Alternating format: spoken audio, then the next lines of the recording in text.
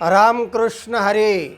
सज्जन हो, आज आपणाला अभंगवाणी प्रसिद्ध तुकयाची अशा अर्थाचा आजचा हा भाग आहे. मनाचे कान करून शेवटपर्यंत ऐका. सो श्लोक वामनाचा अभंगवाणी प्रसिद्ध तुकयाची, ओवी ज्ञानेशाची आर्या मयूरपंतांचे.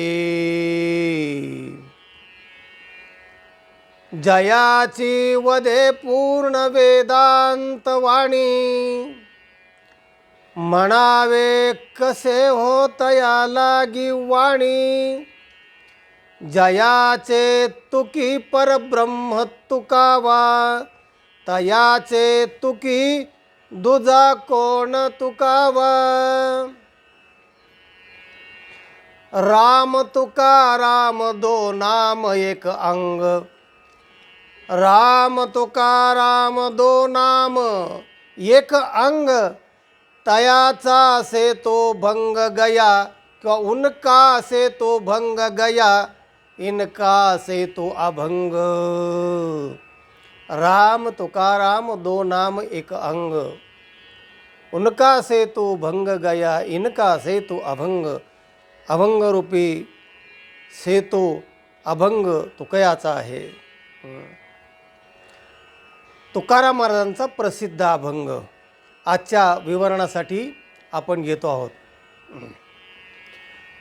अवघ्या वाट्या झाल्या क्षीण,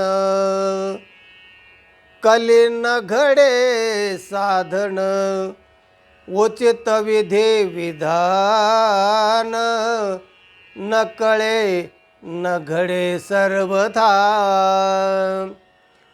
अवघ्या वाटा झाल्या क्षीण, कली न घडे साधन. कलियुगामध्ये अवघ्या वाटा म्हणजे भक्तिपंथातल्या भगवंताकडे जाणाऱ्या ज्या वाटा होत्या ना, त्या क्षीण झाल्या, म्हणजे कुपोषित झाल्या, काटकोळ्या झाल्या, लोकड्या झाल्या. अवघ्या म्हणजे सगळ्या वाटा, मग तो कर्मयोग असेल, ज्ञानयोग असेल, आणखीन कुठले कुठले योग असतील, ते सगळे क्षीण झाले.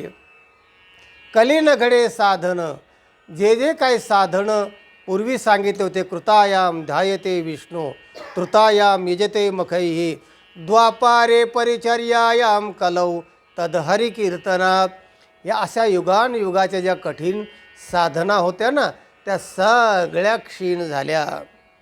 कलीन घडे साधन, कलियुगामध्ये जे साधनं आहेत ना, ते साधनं घडत नाहीत. उचित विधिविधान, जे उचित आहे ते घडत नाही. विधिविधानं चालूच आहेत, महापूजा चालू आहेत, मोठमोठे आहेत, कुंभमेळे आहेत, यात्रा आहेत, वाऱ्या आहेत, सगळं चालू आहे. कुठलंही विधान माणसं कमी करत नाहीत, पण ते उचित विधिविधान न कळे न घडे सर्वथा. पण ते उचित कळत पण नाही आणि उचित घडत पण नाही, असं तुकाराम महाराजांचं म्हणणं आहे. बघा तुम्ही मंगलाष्टकातले मंगल ऐकून बघा, काय मंगल आहे, त्याचा अर्थ काय आहे, खरंच ते मंगलाष्टके आहेत का, जे काय पूजापाठातले खरोखर त्या संदर्भातले ते श्लोक आहेत का, कसे ते श्लोक असतात, त्याचा अर्थ तरी नीट समजतो आहे का. म्हणजे जे करतात विधी ते आणि ज्यांच्याकडून करून घेतले जाते त्यांना, या लोकांना दोघांना कितपत कळतं आणि कितपत हा मार्ग उचित आहे. तर उचित घडत नाही, घडतं आहे सगळं, बिघडत काही नाही, पण उचित घडतं आहे का, यथाविधी जसा विधी सांगितलेला आहे तसं घडत नाही, असं तुकाराम महाराज म्हणतात. उचित विधी घडत नाही, विधानं घडत नाहीत, न कळे न घडे सर्वथा, कळत पण नाहीत, त्यांना कळत पण नाही, श्लोकाचा अर्थ पण कळत नाही. उचित विधिविधान न कळे न घडे सर्वथा, भक्ती पंथ बहु सोपा. आणि म्हणून महाराज म्हणतात की भक्तिपंथ हा सगळ्यात सोपा मार्ग आहे. बहु सोपा म्हटलं आहे म्हणजे खूप सोपा. पुण्य नागवेया पापा, पुण्य मिळतं आणि पाप नागवल्या जातं, नाहीसं होतं. येणे जाणे खेपा, येण्याचे एके खंडते. आणि येणे जाणे म्हणजे जन्म मृत्यूच्या खेपा देखील या भक्तीच्या मार्गाने, नामाच्या मार्गाने संपतात, खंडती असं म्हटलं आहे. उभारोने बाहे विठो पालवीत आहे. आणि आपलं जे आराध्य दैवत पांडुरंग आहे ते बाहू उभारून सांगते, उभारोनी बाहे विठो पालवीत आहे. या या या दासा मीची आहे, मुखे बोले आपुल्या. तुम्ही दास आहात ना, भक्तिमार्ग करताय ना, नाम घेताय ना, मग या या या या असं पांडुरंग भक्तांना बोलावीत आहे. भाविक विश्वासी पार उतरेल त्यासी.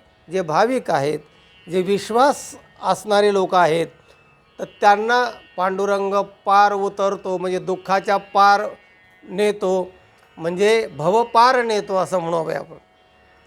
तो का म्हणे नासी कुतर्क्यांचे कपाळे, भक्ती पंथ बहु सोपा. भक्ती पंथ हा सोपा आहे. आणि जे तुकाराम महाराज म्हणतात, जे तुका म्हणे नासी कुतर्क्यांचे कपाळी, भाविक आणि विश्वासी तरतात. आणि जे कुतर्की आहेत, कुतर्क करतात नेहमी, देव आहे का, कुठं आहे, बोलतो का, तुम्हाला भेटतो का, काय म्हणतो मग तुम्हाला, असे जे कुतर्की लोक आहेत ना, तर त्यांच्या कपाळावर मात्र दुःखच आहे. कुतर्क्यांच्या कपाळी त्यांचं कपाळ नासो, त्यांना दुःखच मिळतं, असं तुकाराम महाराजांचं म्हणणं आहे. सज्जन हो, हा जो अभंग आहे हा भक्ती सांगणारा आहे. भक्ती म्हणजे सा तोस्मिन प्रेम स्वरूपा. नारद भक्तिसूत्रामध्ये भक्तीची व्याख्या करताना नारद म्हणतात, सा त्वस्मिन प्रेम स्वरूपा. ती प्रेमस्वरूप आहे. आणि म्हणून भगवंतावर प्रेम करा, प्रेमरूप व्हा, भगवंत आपल्याला बहुपार करील. त्यासाठी भक्तिपंथ बहु सोपा असं म्हटलेलं आहे. हा व्हिडिओ इतरांना पाठवा, लाईक करा. ज्यांनी चॅनलला सबस्क्राईब केलं नाही त्यांनी जरूर सबस्क्राईब करा. ऐकत रहा. रामकृष्ण हरी.